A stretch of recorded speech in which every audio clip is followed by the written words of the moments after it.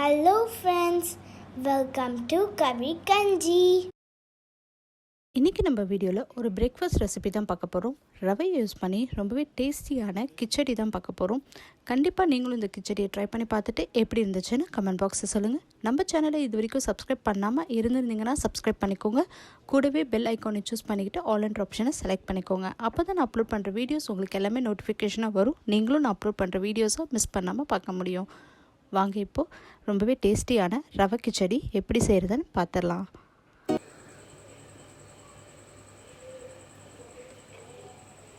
இப்போ ஒரு பேனில் ஒரு ஸ்பூன் அளவுக்கு நெய் சேர்த்துக்கலாம். இந்த நெய்யில் ஒரு கப் அளவுக்கு ரவை சேர்த்துருக்கேன். இது நல்லா வாசனை வர வரைக்கும் வறுத்துக்கலாம். கொஞ்சம் லோ ஃப்ளேம்லேயே வச்சு வறுத்துக்கலாம்.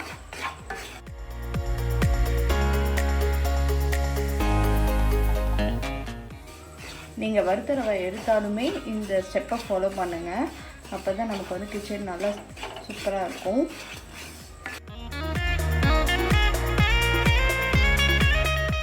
இப்போ ரவை நல்லா வறுபட்டுடுச்சு. வேறு ஒரு பிளேட்க்கு ட்ரான்ஸ்ஃபர் பண்ணிடலாம்.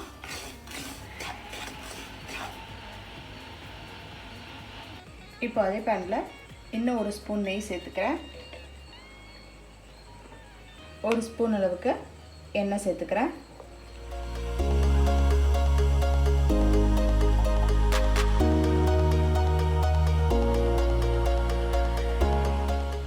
ஹாஃப் ஸ்பூன் அளவுக்கு கடுகு உளுத்தம் பருப்பு சேர்த்துக்கிறேன். கடுகு நல்லா பொரிஞ்ச உடனே கருவேப்பிலை கொஞ்சம், 2 பச்சை மிளகாய்,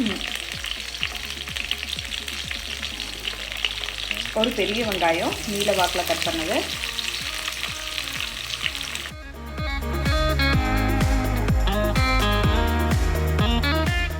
வெங்காயம் கொஞ்சம் நல்லா டிரான்ஸ்பரண்ட் ஆகிற வரைக்கும் வதக்கிக்கலாம்.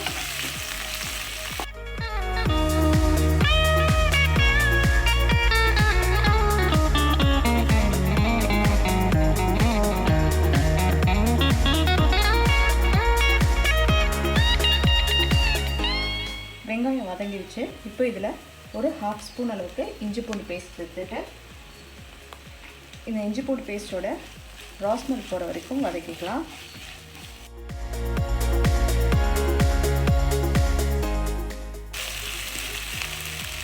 இப்போ இஞ்சியோட ராஸ்மெல் போயிடுச்சு.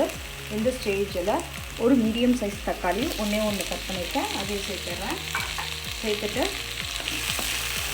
ஒரு நிமிஷம் அளவுக்கு வதக்கிடலாம்.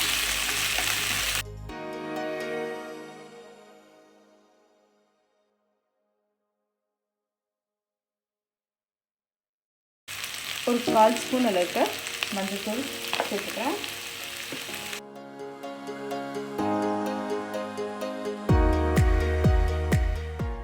இப்போ வெங்காயம் தக்காளிலாம் நல்லா வதங்கிடுச்சு.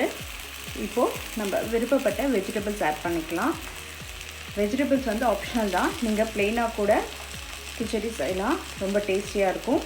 நான் இன்றைக்கி கேரட் கொஞ்சம், உருளைக்கிழங்கு,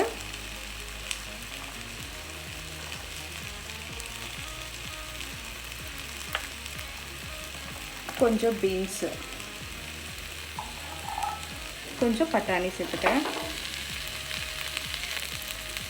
நான் இன்றைக்கி ஃப்ரெஷ் பட்டாணி யூஸ் பண்ணியிருக்கேன். நீங்கள் பட்டாணி சேர்க்குறதுனா ஊற வச்சு கூட வேக வச்சு ஆட் பண்ணிக்கலாம். இப்போது இந்த வெஜிடபிள்ஸ் எல்லாமே நல்லா வதக்கி விட்டுடலாம்.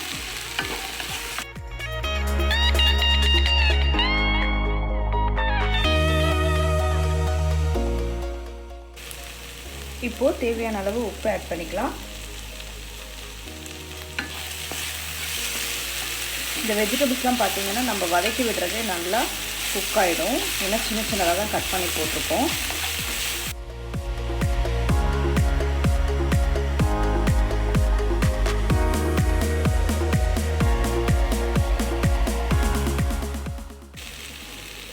இப்போ நமக்கு வெஜிடபிள்ஸ்லாம் நல்லாவே குக் ஆகிடுச்சு. இந்த ஸ்டேஜில் 3.5 கப் அளவுக்கு தண்ணி சேர்த்துக்கலாம். 1 கப்புக்கு 3.5 கப் கரெக்டான அளவு. ஸோ ஒரு 3.5 கப் அளவுக்கு தண்ணி சேர்த்துருக்கேன். நீங்கள் எந்த கப்பில் ரவையை அளந்து எடுத்தீங்களோ அதே கப்பு எடுத்துக்கோங்க தண்ணி மெஷர் பண்ணுறதுக்கும். மெஷர் பண்ணிவிட்டு இப்போ சால்ட்டு எப்படி இருக்குன்னு செக் பண்ணிக்கோங்க. சால்ட் வந்து கொஞ்சம் ஜாஸ்தி இருக்கிற மாதிரி இருக்கும், அப்போ தான் ரவை போட்டு நம்ம குக் பண்ணோன்னே கரெக்டாக இருக்கும். ஸோ அதனால் சால்ட் செக் பண்ணிக்கோங்க. பத்தலைன்னா கொஞ்சம் சேர்த்துக்கோங்க.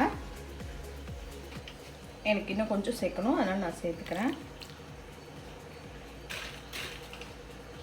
சேர்த்துட்டு தண்ணி நல்லா கொதி வரட்டும். இப்போ தண்ணி நல்லா கொதி ஆரம்பிச்சிச்சு. இந்த ஸ்டேஜில் நம்ம வறுத்து வச்சுருந்த ரவையை இது கூட சேர்த்துடலாம்.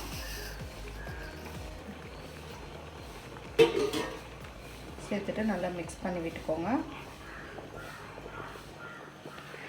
நமக்கு ரவை வந்து நல்லா வறுபட்டு இருந்துச்சுன்னா கண்டிப்பாக கட்டி பிடிக்காது, ஏன்னா நம்ம சுடு தண்ணியில் தான் ஆட் பண்ணுறோம்.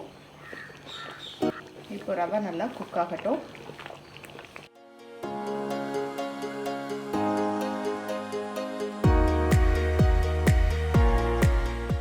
ரவை நமக்கு சூப்பராகவே குக் ஆகிடுச்சு. ஃபைனலாக 1 ஸ்பூன் நெய் விட்டுக்கலாம். இது ஆப்ஷனல் தான், ஆனால் ஃபைனலாக இது மாதிரி சேர்க்கும் போது டேஸ்ட் ரொம்ப நல்லாயிருக்கும்.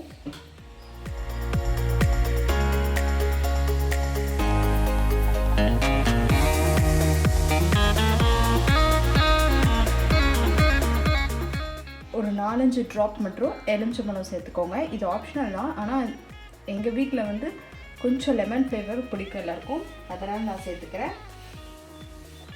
கொத்தமல்லி கொஞ்சம் தூவிட்டு ஒரு மிக்ஸ் கொடுத்துக்கோங்க.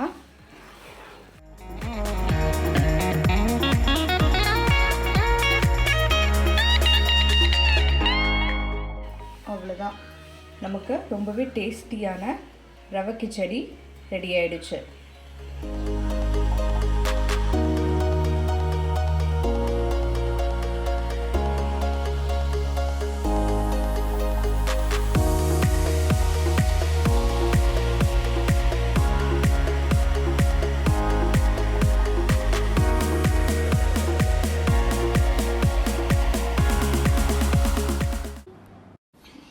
தேங்க்ஸ் ஃபார் வாட்சிங் திஸ் வீடியோ. உங்களுக்கு இந்த வீடியோ பிடிச்சிருந்துச்சுன்னா லைக் பண்ணுங்கள், ஷேர் பண்ணுங்கள், கமெண்ட் பண்ணுங்கள்.